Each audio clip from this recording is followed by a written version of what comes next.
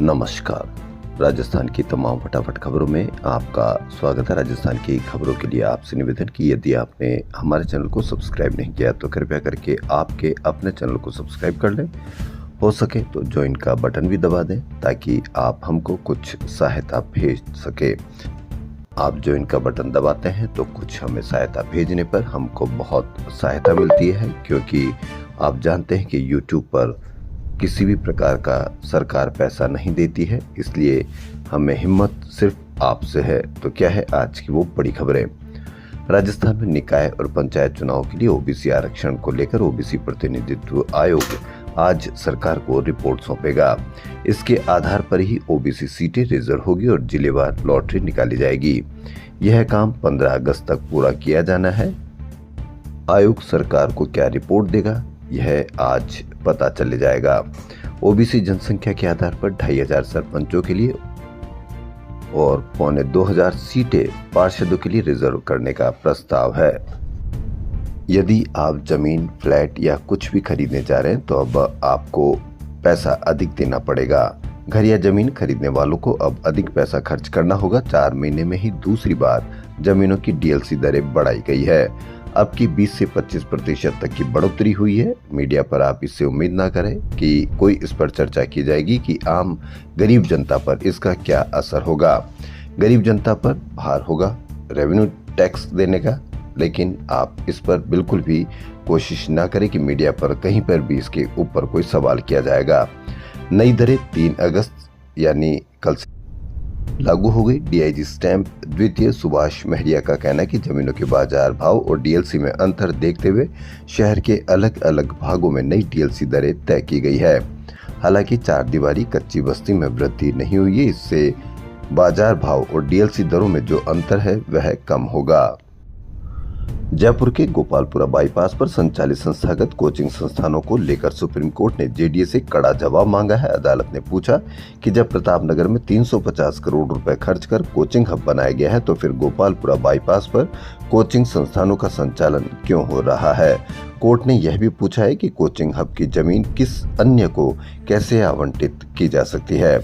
10B scheme विकास समिति के सचिव गोपाल कुमार और अधिवक्ता वीरेंद्र अग्रवाल की याचिका पर सुनवाई करते हुए सुप्रीम कोर्ट ने जेडीए की ओर से पेश अतिरिक्त सॉलिसिटर जनरल को अगली सुनवाई तक सभी बिंदुओं पर जवाब पेश करने के निर्देश दिए हैं।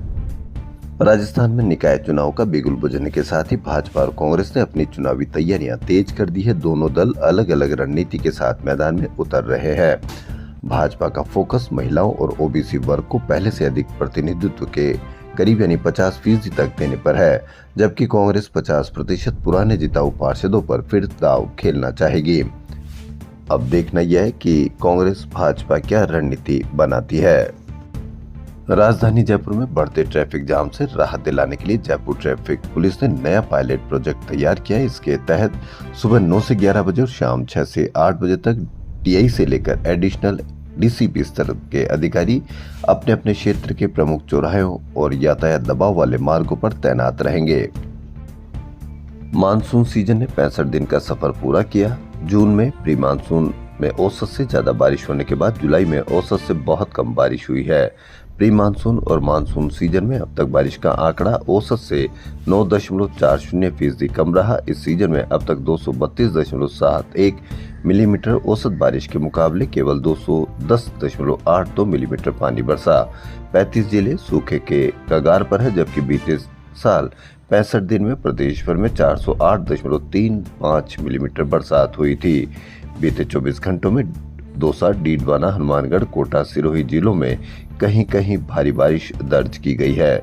सर्वाधिक बारिश दौसा के मड्डावर में 107 मिलीमीटर रिकॉर्ड हुई है। मौसम विभाग के अनुसार उत्तर पूर्वी राजस्थान के ऊपर एक परिसंचरण तंत्र बना हुआ है और मानसून ट्रफ लाइन सामान्य स्थिति में है। इस कारण 7 से 10 अगस्त तक भरतपुर, कोटा, जयपुर, अजमेर संभाग के कुछ भागों में मध्यम से कहीं कहीं भारी अति भारी बारिश का अलर्ट है।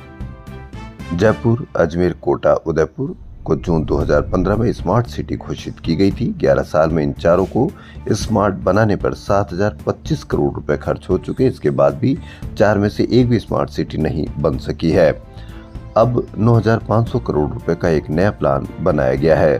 7,025 करोड़ रुपए में भी क्या आपको जयपुर, अजमेर, कोटा, उदयपुर स्मार्ट सिटी बन पाई, नहीं बन पाई, यह आप जिम्मेदार नागरिक हैं या नहीं, क्योंकि यदि स्मार्ट सिटी के लिए कोई प्लान होगा तो प्लान सार्वजनिक किया जाता है।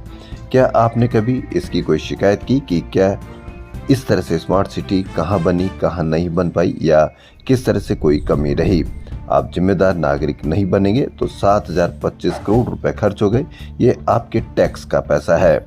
ये आप जो भी सामान खरीदते हैं, अवश्य नहीं कि कोई इनकम टैक्स देता हो उसी का पैसा हो। आप कुछ भी खरीदते हैं तो उसका टैक्स का पैसा सरकार जमा करती है। वो 7,025 करोड़ रुपए वही खर्च किए जाते हैं। तो कुछ भी खर्च करते हैं या कुछ भी खरीदते हैं, उसका पैसा आप सरकार को देते हैं। उसी पैसे से स्मार्ट सिटी या और भी कुछ खर्चा किया जाता है, तो आप सभी उसमें योगदान रहते हैं, आपका शेयर रहता है। इसलिए जहां कहीं भी कोई योजना बने, आप अवश्य उस पर नजर रखें और जिम्मेदार नागरिक बनने की कोशिश करें, तभी आप विकास कर सकेंगे। यूजीसी रोलबैक आंदोलन में शामिल युवक की मौत ने सियासत गरमा दी है।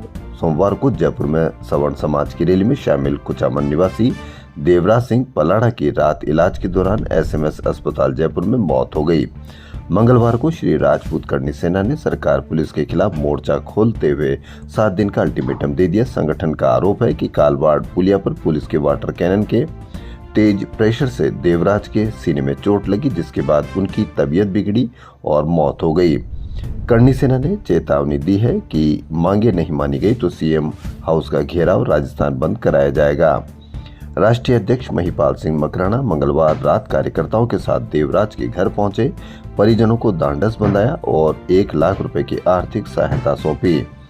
देवराज लाइट फिटिंग का काम करते थे। परिवार में पत्नी, 6 साल की बेटी पूर्वा और 4 साल का बेटा यश है। परिजनों को 1 करोड़ रुपए का मुआवजा, परिवार के एक सदस्य को सरकारी नौकरी, ASP Bajrang Singh, TSP BL Meena और एसएचओ गुरु भूपेंद्र को निलंबित करने, यह मांग है करनी सेना की। एसएमएस अस्पताल में भर्ती छात्र नेता शुभम रेवाड़ ने आमरण अनशन के 13वें दिन आंदोलन को और कड़ा कर दिया। अन्न के बाद अब उन्होंने जल का भी पूर्ण त्याग कर दिया है और किसी भी प्रकार का मेडिकल ट्रीटमेंट लेने से साफ मना कर दिया है। आमरण अनशन के 13वें दिन छात्र नेता शुभम रेवाड़ ने जल का भी त्याग कर दिया। जयपुर छोटा सा शहर, लेकिन हम रोज प्रतिदिन तेज रफ्तार करके हम किसी न किसी को हादसा नहीं, सड़कों पर हत्या कर देते हैं। भागरोटा इलाके के रिंग रोड के पास टायर रिपेयरिंग की दुकान के बाहर खड़े युवक को तेज रफ्तार एक्सयूवी ने जोरदार टक्कर मार दी। हादसा नहीं, हत्या में चांदपुर निवासी 22 वर्षीय सिफान कुरैशी गंभीर घायल हो गए। हादसे के बाद मौजूद लोगों की मदद से पिता ने निजी अस्पताल में भर्ती कराया, जहां से प्राथमिक उपचार के बाद एसएमएस अस्पताल रेफर कर दिया गया। वहां पर इलाज के दौरान सिफान की मौत हो गई।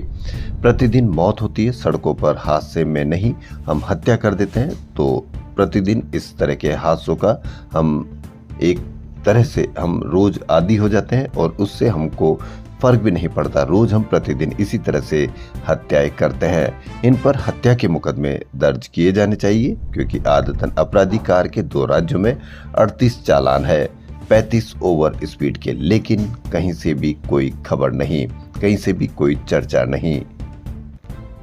अपराधियों के खिलाफ प्रभावी कार्रवाई और खुफिया सूचना जुटाने के उद्देश्य से जयपुर कमिश्नरेट के डीसीपी वेस्ट प्रशांत किरण ने ऑपरेशन चौकस शुरू किया है। इसके तहत सभी थाना प्रभारी रोजाना अलग अलग गली मोहल्लों में जाकर लोगों से सीधे संवाद कर क्षेत्र की आपराधिक गतिविधियों की जानकारी जुटा रहे हैं। जानकारी जनता दे देगी, लेकिन हो सकता है कि कोई न कोई जानकारी उन अपराधियों को भी दे दे कि किसी ने आपके खिलाफ यह जानकारी दी है। तो एक तरह से यह आम जनता के प्रति, इसी कारण से आम जनता इस प्रकार कोई शिकायत नहीं कर पाती है। यदि शिकायत पर तुरंत कार्रवाई हो तो किसी भी मजाल है कि किसी भी समाज में, किसी भी शहर में कोई अपराधी अपराध कर सके। नीट 2026 पेपर लीक मामले का खुलासा करने में उत्कृष्ट नेतृत्व करने पर राजस्थान एसओजी एडीजी विशाल बंसल को इंटेलिजेंस ब्यूरो के डायरेक्टर ने प्रशस्ति पत्र दिया है। भास्कर की बड़ी खबर। प्रदेश में प्रसूताओं की मौतों के बाद अमानक दवाओं का हल्ला मचा तो प्रदेश में दवा दुकानदारों और कंपनियों पर पहले कड़ी कार्रवाई दिखाई दी, उसके बाद पूरा सिस्टम दवा कंपनियों के आगे झुक गया। पहले 2 बार कार्रवाई में 50% तक दवाएं अमानक पाए जाने पर कार्रवाई की गई। अब 587 दवाओं के नमूनों की जांच में 589 यानी 579 नमूने पास कर दिए गए। सिर्फ 1.36% सैंपल फेल बताए गए हैं और 98.64% के नमूने पास हो गए। इसी के साथ 200 कंपनियों को बाजार में दवाएं बेचने की हरी झंडी दे दी गई है। सिर्फ 8 कंपनियों के नमूने फेल हुए। जुलाई में दवाइयों की गुणवत्ता जांचने की रिपोर्ट में यह खुलासा किया गया है।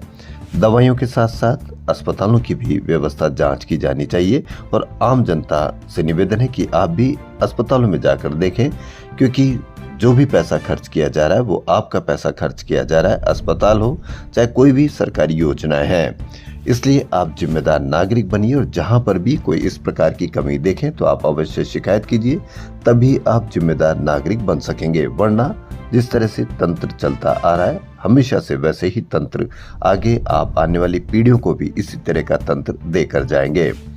राजस्थान में रूफटॉप सोलर प्लांट लगाने के लिए उपभोक्ताओं को पहले इन्वेस्टमेंट करने की जरूरत नहीं है। जयपुर, जोधपुर, अजमेर डिस्कॉम अब सितंबर से यूटिलिटी लेड एग्रीगेशन मॉडल में गरीब उपभोक्ताओं के छत पर खुद रूफटॉप सोलर प्लांट लगाएगा। यह सोलर प्लांट फ्री में लगेगा ताकि उपभोक्ताओं को 150 यूनिट तक फ्री बिजली योजना का फायदा मिल सके। अब देखना यह है कि किसी गरीब के यदि फ्री बिजली का प्लांट नहीं लग पा रहा है तो आप अवश्य उसकी सहायता कीजिए, क्योंकि यदि आप चाहते हैं कि समाज में हर व्यक्ति विकास कर सके तो आप जिम्मेदार नागरिक बनिए कि जहां पर भी कोई आपको लगता है कि वह गरीब है तो सोलर प्लांट उस पर लगाने के लिए उसके साथ सहायता कीजिए ताकि आम जनता इस गरीबी से उबर सके। गांव में सिंगल यूज प्लास्टिक के उपयोग पर रोक लगेगी। इसके लिए 30 सितंबर तक पॉलिसी का ड्राफ्ट तैयार किया जाएगा। यह नीति प्लास्टिक के विकल्पों को बढ़ावा देने के लिए बनेगी। राजस्थान की खबरों में फिलहाल इतना ही। यदि आपको राजस्थान की खबरें पसंद आ रही तो आपके अपने चैनल को सब्सक्राइब कर लें। धन्यवाद।